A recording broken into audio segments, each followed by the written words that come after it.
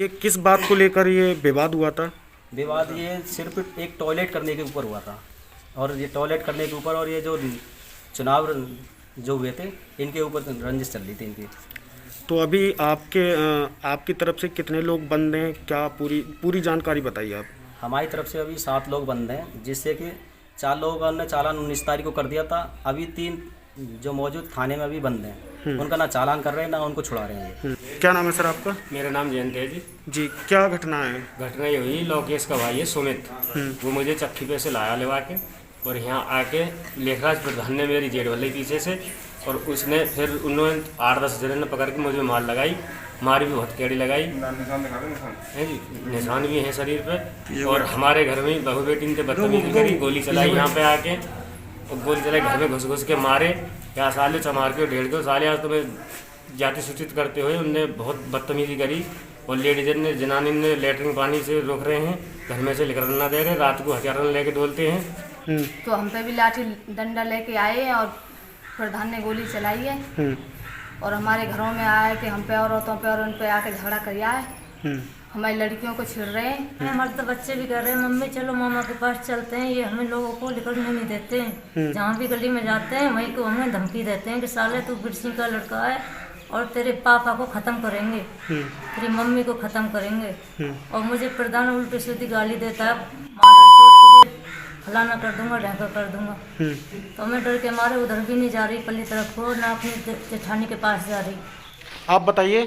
कहते हैं कि शमशान बना देंगे तुम्हारे बच्चे का, और तुम्हारा शमशान बना देंगे। और रात रात में हमारे बच्चे को और हमें लेटरिन को जाते हैं तो हमें वहाँ पकड़ते ही छोड़ते नहीं हैं। अब यहाँ से रात को हमारे आदमी बाहर भगाते हैं, ये डंडा ले लेकर नहीं यार गोली चलाते हैं। आदमी नहीं रहते हैं तो औरतों को पकड़ते हैं। इतनी बदतमीजी पे उतरे हुए हैं, हमारी कोई सुन नहीं रहा। दरोगा वो भी हमको गाली देता है।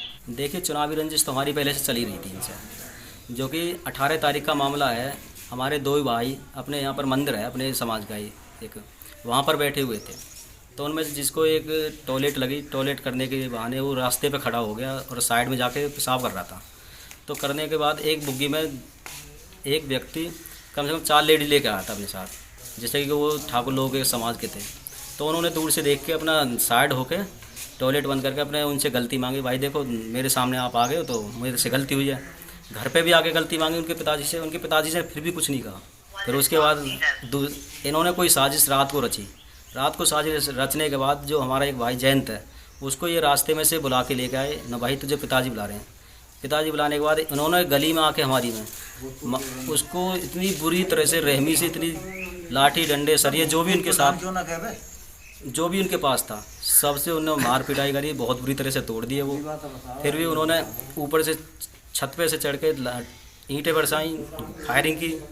जो प्रधान है गांव का उसने ये गोलियाँ चलाई। लेखराज सिंह प्रधान है उसका। कोई हम पे 307 लगा दी है कि वहाँ से 300 गोली जयंत ने बजाई है कि फलाने ने बजाई है, और हमारा कोई लहन ना देन ना बाज गए। तो गोली बजा रहे हैं, गोया जगह 8 फायर करे हैं, सीधी गोली चलाई है लेखराज ने और कोतू ने और सुमित ने। लोगों ने बहुत ज़्यादा बदतमीजी पेश आ रहे हैं। तो कई बार 3 पहली ऐसी एक्ट लगी हुई है, ऐसी कोई बिरादर ना है जो जिनसे इनका झगड़ा ना हो हो।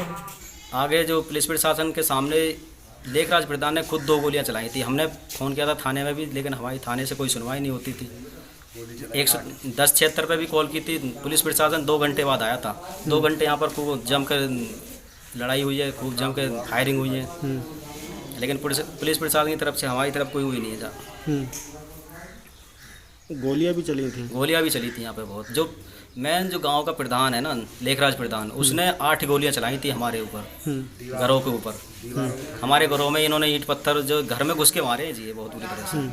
हमारी लेडीज़ों के साथ भी बदतमीजी कर गए, लेकिन फिर भी हम शांत बैठे हैं। लेकिन ये गाँव में जंगल में बाहर डोल रहे हैं हथियार ले लेके, न तुम्हें मार देंगे। आज सुबह 21 तारीख की घटना में भी सुबह जंगल में हमारी लेडीज घूमने गई थी, उनके साथ भी बदतमीजी कर रहे थे, बदतमीज बने तो बोल रहे थे ये। हमारे पास पैसा नहीं है तो इसी वजह से तो हमारी सुनाई नहीं कर रहे। हमारे पास पैसा होता तो ये हमारी सुनाई करते। वो तो लोग पैसा भरते हैं और हमका पैसा हुआ क्योंकि प्रधान है, प्रधानी का पैसा सारा उसी में झोंक रहा है। लड़ाई में बढ़ाई से लड़ाई उसने कर ली, ठाकुरों से उन्होंने कर ली, चम्हारा से निकल रही, खटीक चमारों से उन्होंने कर रही। जाए तो जाए कहाँ, मजदूरी करते हैं, हमारे हाथ पाँव का महल है, वो हम अपने बच्चों को पालते हैं हर चीज़ से, और फिर भी ये समझ में वो नहीं कर रहे हमारी, पैरवी नहीं कर रहे हमारी। हाँ, ये तो इनका हराम का पैसा तो ये तो लगा देते हैं, हमारे तो मेहनत की कमाई, हम बच्चों को पालने के केस में लगा में क्या उन्हीं तो करें? लड़ाई करी और उन्हीं का कोई नहीं गया, उन्हीं की 2 आदमी और हमारे 7 आदमी जेल में बंद। हमारे आदमी पे गोली चला रहे हैं। और डरे हुए तो इतने हैं कि हमारे घरों में खाना तक नहीं बन पा रहा अभी से। हम जन कैसे कैसे दुबक के छिपके इन लोगों से यहाँ पर रह रहे हैं। बहुत बुरी से डरे हुए हैं गांव के लोग, जो हमारे ये दबंग लोग हैं, इनसे गांव में किसी से झगड़ा करते रहे। बाहर से बदमाश बुला रखे हैं इन्होंने, अपने घरों में छिपा रखे हैं, बाहर जंगलों में छिपा रखे हैं। प्रधान वोटन को आगे चलो कि गेट दबा पे हम पे वोट डरवाना चाह रहे, हमने इनके कहने तो वोट न डाली।